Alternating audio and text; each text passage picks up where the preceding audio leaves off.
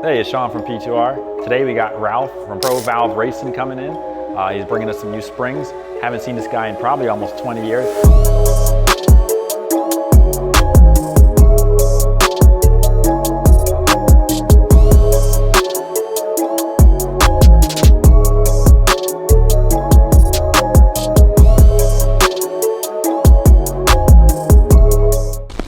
Hey, Ralph, what's up, man? How are you?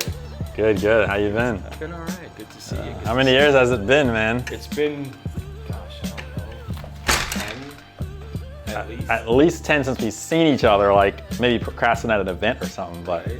in general, like probably close to 20 years. Yeah. All right, so this is Ralph from ProValve Racing. We've been working, we've known each other for a very long time, like we mentioned earlier, but we wanted to develop the best possible spring we can get for the J Series. So I reached out to Ralph and wanted to see what he can help us out with. Basically sent over some of our CNC ported cylinder head programs, some of the cams we're working with, and basically let him do his magic to see how we could improve what we already had over our existing program. I'm just gonna go ahead and let him kind of explain a little bit more about the spring and what makes it so special. When Sean reached out to us, we looked at what was available on the market, and we figured that we'd create a spring that is more appropriate for the camshaft that's being used, with the installed heights that are being used as well. And we figured that there was more pressure that was needed based on these cars that are, of course, using a lot of boost. Well, obviously the cam that we used for the, figuring out this spring was our Hyper Stage 2 cam, which is right now the most aggressive cam that we offer.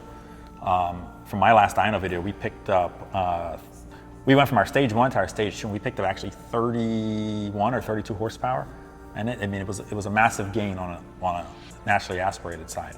I have a couple of turbo guys who are running that cam now too, and have seen good gains on the same boost pressure levels, which has been really nice. Right. So that was the cam that you had when we were developing this particular spring. Was an all motor cam. It's technically an all motor cam, right? Mm-hmm. I think when we're working in the limitations of this head though, we still I think what is an all motor cam can still be used on a turbo car currently. Yeah, most guys do use all motor cams on turbo applications. And that's something that we take into consideration when we design springs, and we look for specific spring pressures opened and closed. Again, harmonics are a big problem at high RPMs. Not to mention, when these guys are on the two-step at the racetrack, there's a lot of fatigue going on as far as the valve train is concerned. Valve trains don't like two-steps. So we designed this spring with all of that stuff in mind, and of course, they're built and they're designed for really high RPM usage. So speaking of that, actually what's a really good thing is one of these heads that's sitting behind you here, actually the last set, you see we have our bronze guides in there, and we lowered the installed height of the guide to give us a little bit more clearance.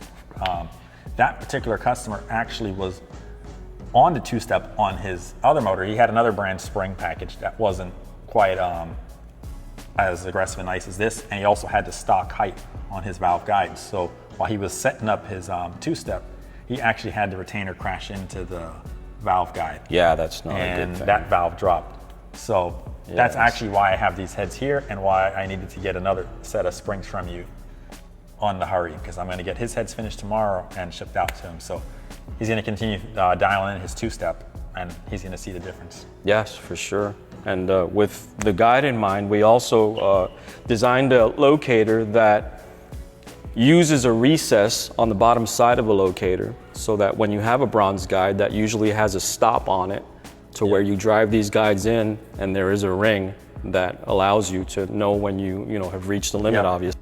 Our guides have a stop, so when I install these, it's always going to bottom out at that same height.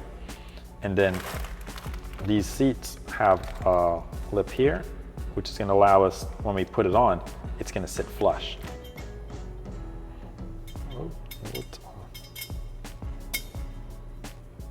Perfect.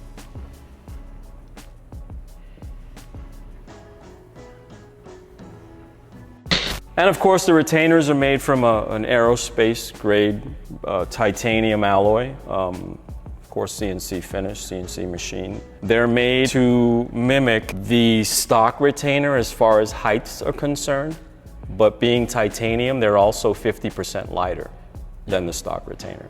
Yeah, so these retainers are obviously lighter.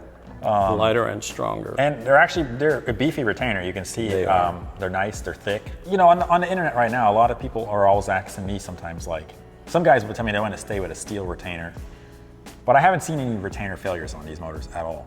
And have you seen anything where you feel that titanium's ever like negative if a proper retainer in titanium is made? It is. It really depends on the application. There have been applications that I've run into that really need a steel retainer.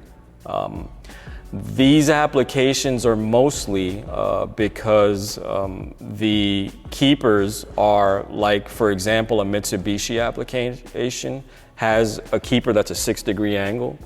Yeah. The less angle you have, the more likely the retainer wants to pull through the keeper. Okay, and that makes sense. So obviously these are a 7-degree. These are 7-degree. And the J series, a lot of people don't know this, but the older J series are 7-degree. Once we get to like 2004 and newer, all of them are a 6-degree.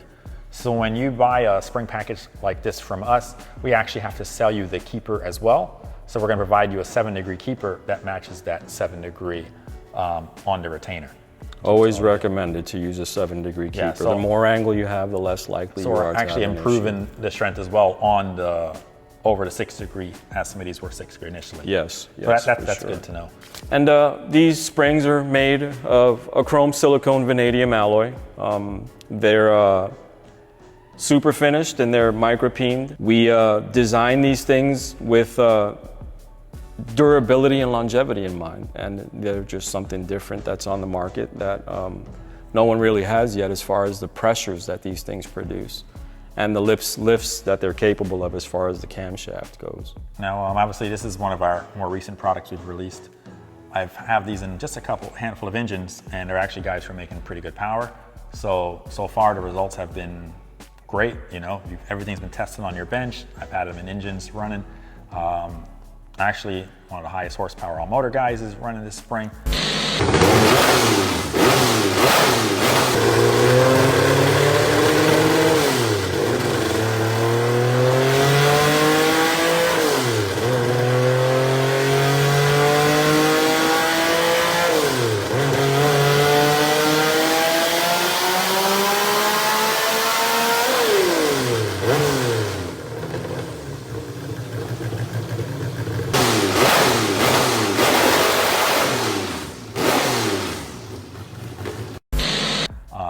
I'm putting a set now in that 1,000 horsepower Subaru engine, J series. J series within a Subaru. Nice.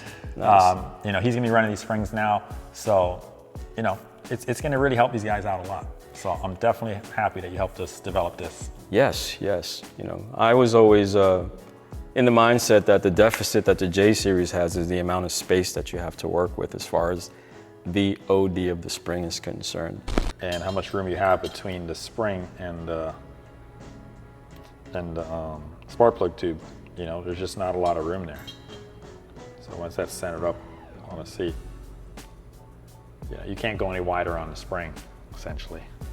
I wish there were just a little more room so that we can make something a little bigger. It's tight between the spark plug tube. Yes. You know, there's literally no room there. The other side with the lost motion spring, I mean, there's literally just no room there. There's not much. Because I mean, I had guys always asking about a dual spring. Why don't you run or sell a dual spring? Right. There's just no room for it. No, it's impossible. I looked at it in a lot of different ways, and there's just no way to get anything like that in there. But this is the closest, and the next and closest thing, you know, best thing to a dual spring. All right. Well, again, I appreciate you developing this spring package for us. Yes. Again, yes, you know, sure. 2026, you're going to see a lot more cars with these on there, and you're going to see a lot of people benefiting from it.